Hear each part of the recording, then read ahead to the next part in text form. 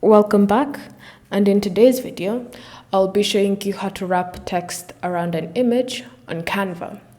So start by adding in your text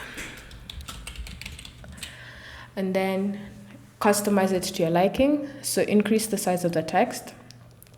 You can also change the font of the text to suit your needs. So once you're done with that, go to Elements or Uploads and then select what image you want to use. So I want to use flowers, so I'll go to Graphics and then search for flowers. And then I have all these options that I'll be given here. So all of these come from the Canva library, and you should see some of them are pro, some of them are free. So it's up to you to decide which one you want to use. So once you've found and selected your option and it's been added onto your canvas, then you can now use these handles to increase the size of the graphic or the image. So you have something like that, or I can choose to use a different one. So I can choose to use this one.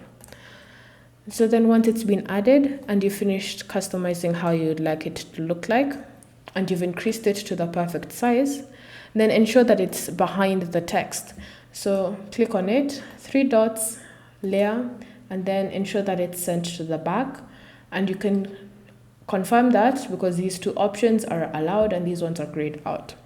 So once you've done that, click on the text on the image itself and duplicate it and then line them up in perfect alignment. From here, you can now use these handles to crop the image so that it looks like the text has been wrapped around the flowers. So you can do something like that, and then you can follow the same instructions and just keep duplicating, aligning, and cropping so that it looks like the text has been wrapped around the image. Thank you for watching.